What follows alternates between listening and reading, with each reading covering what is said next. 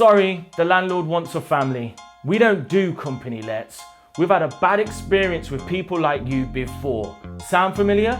Well, on this video, I'm gonna walk you through the most common rent-to-rent objections and show you exactly how you can overcome them. When I first started rent-to-rent, these objections were driving me mad. And to be quite honest with you, I almost threw the towel in and just quit altogether.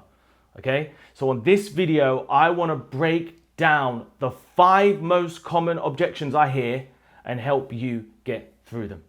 That sounds good, you're in the right place. If you're brand new to the channel, you know what to do. Hit the subscribe button, press like, all that good stuff. Comment below any questions you've got about objections or maybe even other objections that you've encountered. Put them below and I'll share with you how I get past those as well. So before I get into the video, I just want to preface this, okay? Rent to rent is not, I repeat, not for everyone. So one of the key things I want to help you with right now is identify if it's not for them, just draw a line under it and move on. Because there's no point wasting time trying to convince people that just never gonna be in this. But the key thing here is there's a lot of people that won't even know what they don't know. But when they know rent to rent, they are gonna love you. They're gonna love the value and it will just feel natural. Thinking back over my journey, when I've got into bed with the wrong landlord, it's been a headache for me, a headache for them, and a headache for any third-party agents involved. So don't force the deal. If it's not for them, let's move on, okay? So that's the first thing. But with that being said, there will be 5 common objections you're gonna hear, and today I'm gonna break them down. So number 1, we don't do company lets. And this would normally be an agency objection. You've called up the agent, you've said, can I view X property? And they've said, who's the property for? And you've said, it's for my company. And they've said, we don't do company lets, okay? So I'm gonna give you one quick tip here. The first thing is, the only objective of an agency call is to try and arrange the viewing. So if they don't ask, you don't need to overshare at this point. On the viewing, once you're there, once you're building rapport, yeah, you can even bring it up. But on the initial phone call, don't bring it up unless they ask. We never lie. That's not what this is about, okay?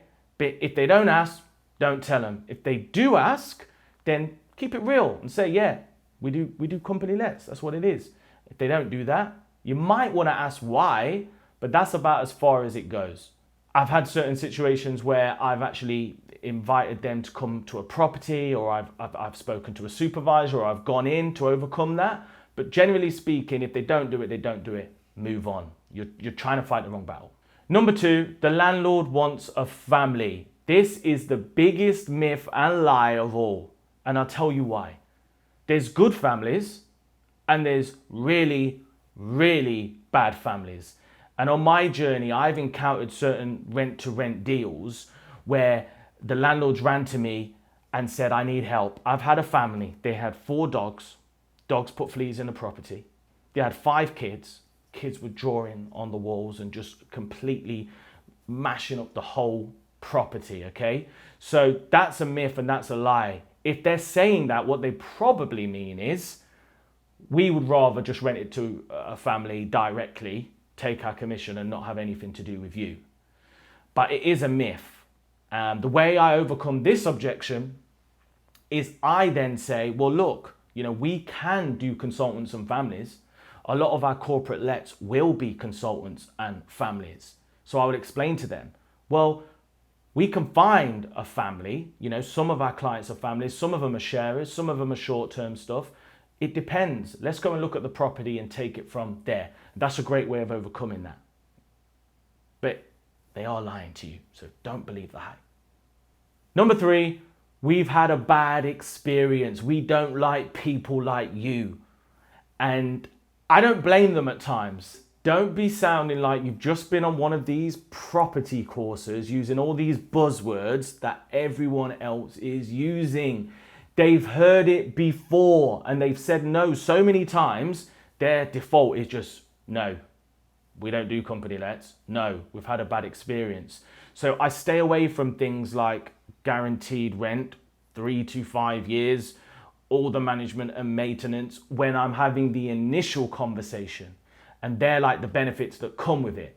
But you've got to find a way to communicate your message in an effective way to sell. So if they've had a bad experience, explain to them a little bit more about what you do. Once again, drop in and see them. And a key thing that a lot of people don't do is you call it once, they say that, you never call again. Okay? Be consistent. Be consistent and show that you are a force and that you're going to be sticking around. You don't just ask somebody the question once and if they say an excuse, all right, well that's it then, that I do. I'll just keep it moving. Anything you want to get, you're going to have to go through that. Number 4, and I'm not going to be able to help you on this, but I'll do my best. You're a brand new company. That means that they go on company's house and they see you set up like 2 weeks ago. So it sounds even more like you've just been on one of these property courses now, okay? And it's tricky because you don't want to lie, but to the same degree, if you tell the truth, the whole truth, and nothing but the truth, they're just going to chuck you out. The key thing with this is to build rapport. Because guess what? People work with people that they like. So if the agent or the landlord likes you, you can be honest. And you can say, yeah, we've recently become incorporated, you know, and this is where we're at. But I will do a good job for you. I won't let you down. I live up the road. Me and my partner or whatever, we're going to take great care of your property. We have got some clients in mind. Let us take the strain. And I never forget my first ever landlord. I never told him this verbatim, but I get the idea he knew. He knew. He said the objections. Have you got a website? I didn't. Are you a new company? I was. You know, like, what else have you done? I hadn't done much, but he just backed me. And one of the most rewarding experiences I've had is 3 years on being able to call him up and increase his rent just because I could. It wasn't in the agreement, but he was the first one that believed in me and I wanted to pay that forward. And number 5, which I always hear, is this sounds too good to be true. Because it is really good, let's face it. You're going to guarantee my rent, take on all the property management and maintenance, some of which you're going to just fund. You're going to do a free cosmetic refurb. There's no fees, no commissions. They're like, hang on a minute, this sounds like a scam. So whenever you hear that, the way you overcome the objection is by saying this simply. Yeah, it is good, okay? And the reason we're able to do this is because of the caliber of clients we've got.